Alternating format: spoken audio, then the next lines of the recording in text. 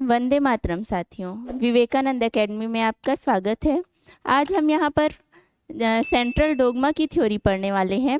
Central dogma की theory में ये बताया जाता है कि जेनेटिक इन्फॉर्मेशन का जो फ्लो है वो डीएनए से लेकर प्रोटीन निर्माण तक कैसे होता है।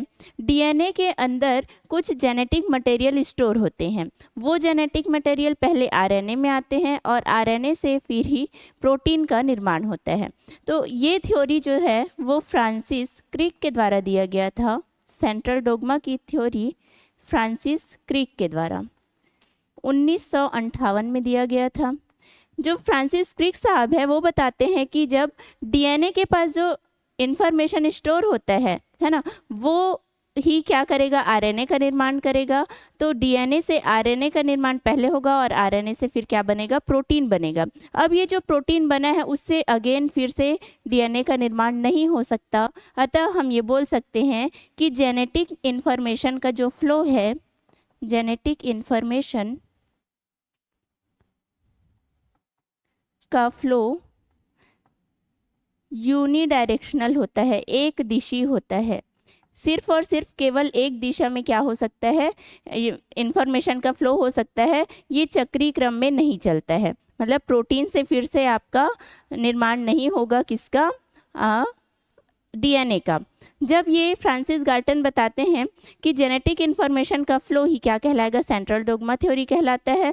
अब इसमें जो डीएनए का नाम ले रहे हैं हम, पहले हमने कहा डीएनए से आरएनए बनेगा, तो ये डीएनए होता क्या है। डीएनए के बारे में हम जानते हैं कि ये जो है एक आपका अनुवांशिक पदार्थ होता है। हमारा शरीर जो है कोशिकाओं से बना हुआ है। एक कोशिका, सबसे पहले जो हम एम्ब्रियो बनता है, भ्रूण बनता है, तो भ्रूण के निर्माण से पहले जायगोट का निर्माण होता है। और ये जायगोट जो है वो यूनिसेल्युलर होता है, एक कोशिकीय होता है।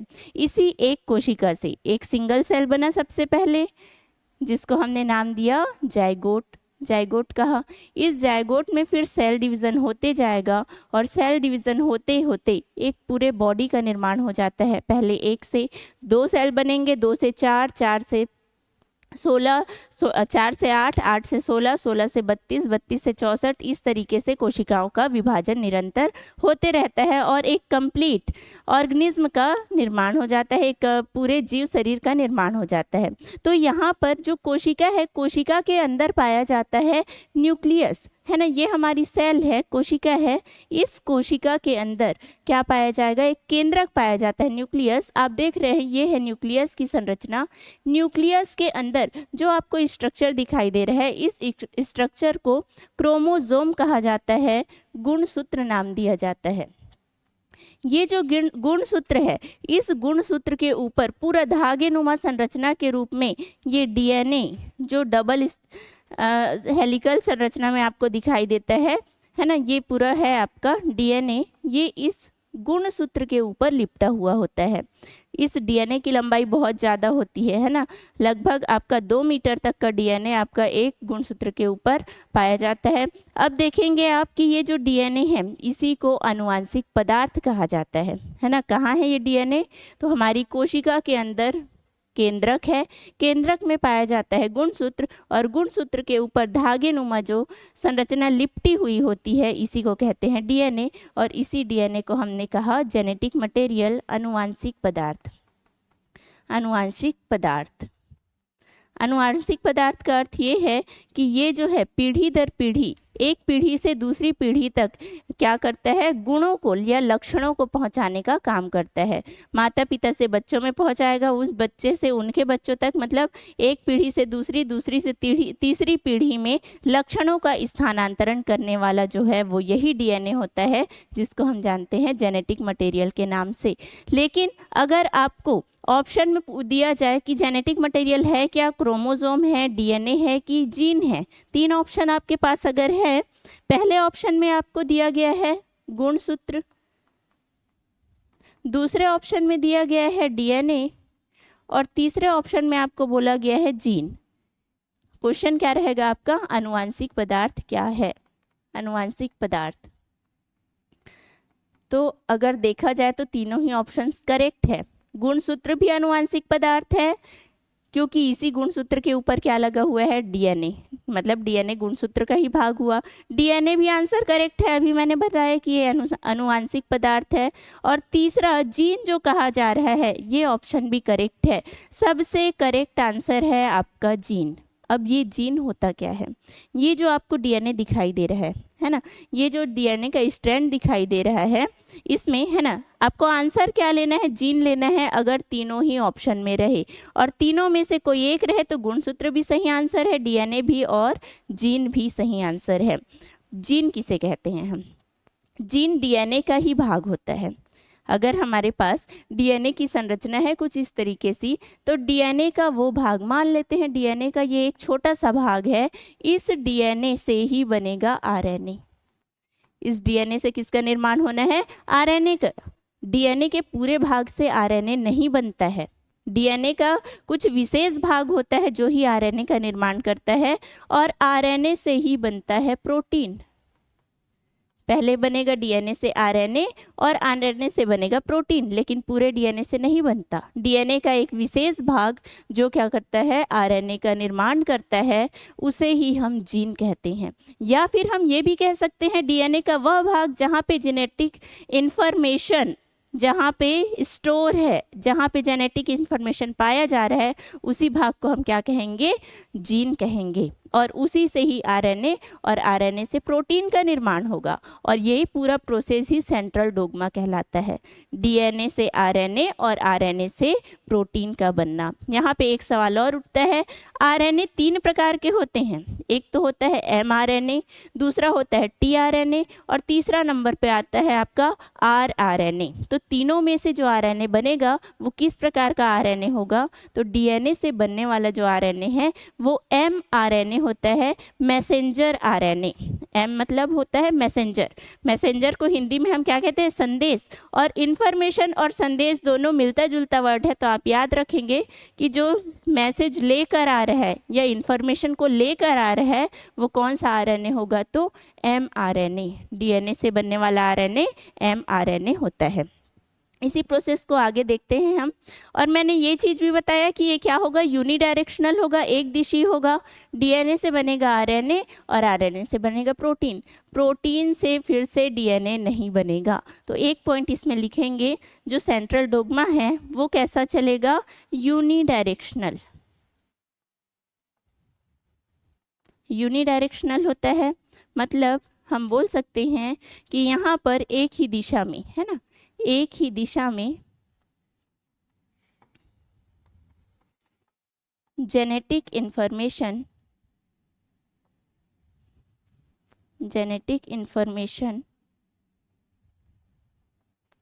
का फ्लो होता है।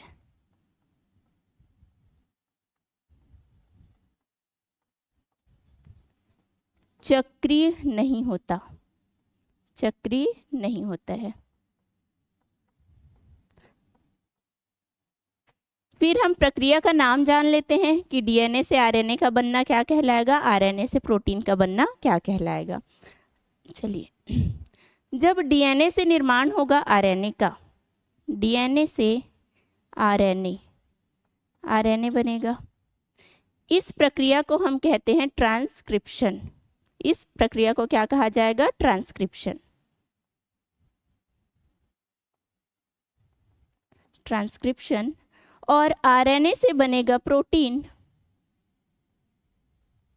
ये प्रोसेस कहलाता है ट्रांसलेशन। डीएनए से आरएनए का बनना ट्रांसक्रिप्शन और आरएनए से प्रोटीन का बनना कहलाता है ट्रांसलेशन। ठीक है, यहाँ पर डीएनए से डीएनए का निर्माण भी हो रहा है, डीएनए खुद डीएनए का निर्माण भी करता है। इस प्रोसेस को हम कहते हैं रेप्लिकेशन। रेप्लिकेशन आपको यहाँ पे डायग्राम में भी दिखाई दे रहा है, ये है डीएनए। डीएनए से डीएनए का बनना ये कहलाएगा रेप्लिकेशन। उसके बाद डीएनए से आरएनए का बनना कहलाएगा ट्रांसक्रिप्शन और आरएनए से बनेगा प्रोटीन। इस प्रोसेस को कहेंगे ट्रांसलेशन। कौन सा आरएनए बना है, तो यहाँ बनेगा एमआरएनए, मैसेंजर आरएनए। प्रोटीन्स का निर्माण जब होता है तो बंडल के फॉर्म में होता है प्रोटीन का निर्माण। अलग अलग प्रकार के यहाँ पे आपके आरएनए हैं, उनका कार्य अलग अलग होता है जब प्रोटीन का निर्माण होता है। ठीक है, अब यहाँ पे एक चीज़ और यहाँ पर लिखा हुआ है, एक प्रोसेस रिवर्स ट्रांसक्रिप्शन। कोई भी प्रोसेस जब उल्टा चलता है तो उसको हम कहते हैं रिवर्स प्रोसेस चल रहा है। तो यहाँ पर ट्रांसक्रिप्शन जब उल्टा होगा, इट मीन्स जब आरएनए से निर्माण होगा किसका, डीएनए का, आरएनए से बनेगा डीएनए, उल्टा चल रहा है यहाँ पे, है ना। आरएनए से अब कौन बन जाएगा, डीएनए का निर्माण होगा। इस प्रोसेस को कहा जाता है रिवर्स ट्रांसक्रिप्शन। रिवर्स ट्रांसक्रिप्शन में आरएनए से जब डीएनए बन रहा है तो ये हमारे बॉडी में नहीं बन सकता, ये होगा वायरस के बॉडी में होगा। वो वायरस, एक नाम है रेट्रोवायरस। रेट्रोवायरस, ये जो वायरस होता है रेट्रोवायरस, ये जब किसी ह्यूमन बॉडी के अंदर जाएगा तो इसके अंदर जेनेटिक मटेरियल के रूप में पाया जाता है आरएनए। आरएनए इसका जेनेटिक मटेरियल है। अगर ये वायरस हमारे ह्यूमन की बॉडी में या किसी भी ऑर्गेनिज्म की बॉडी में चला जाए जिसकी बॉडी में जेनेटिक मटेरियल डीएनए है, तो ये अपने आरएनए से पहले कन्वर्ट करेगा डीएनए में, आरएनए से ये बनाएगा डीएनए। हमने अभी पढ़ा था डीएनए से आरएनए का बनना है ट्रांसक्रिप्शन, लेकिन यहाँ प्रोसेस उल्टा हो गया। रेट्रोवायरस अपने आरएनए से क्या बना रहा है, डीएनए, इसको कहा जाएगा रिवर्स ट्रांसक्रिप्शन। रिवर्स ट्रांसक्रिप्शन, ये जो रिवर्स ट्रांसक्रिप्शन है यहाँ पर एक एंजाइम काम करता है, उस एंजाइम का नाम है आपका रिवर्स ट्रांसक्रिप्टेज एंजाइम। जब रिवर्स ट्रांसक्रिप्शन होगा तो एक एंजाइम यहाँ पे हेल्प करेगा, रिवर्स ट्रांसक्रिप्टेज एंजाइम। ये एंजाइम ही क्या करता है, आरएनए से डीएनए का निर्माण करने में मदद करता है। ये जो पूरा प्रोसेस है इसी को हमने क्या कहा, सेंट्रल डोग्मा कहा। इसके अलावा साइंस की अगर अन्य और भी जितने भी टॉपिक्स हैं उनके बारे में आपको जानकारी प्राप्त करना है, उससे रिलेटेड आपको स्टडी करना है, तो हमारे चैनल में और भी वीडियो डले हुए हैं, आप उन वीडियोस को देखिएगा। और साथ में वीडियो को देखने के बाद अगर आपको वीडियो पसंद आता है तो लाइक कीजिए, शेयर एंड सब्सक्राइब कीजिएगा। Thank you so much.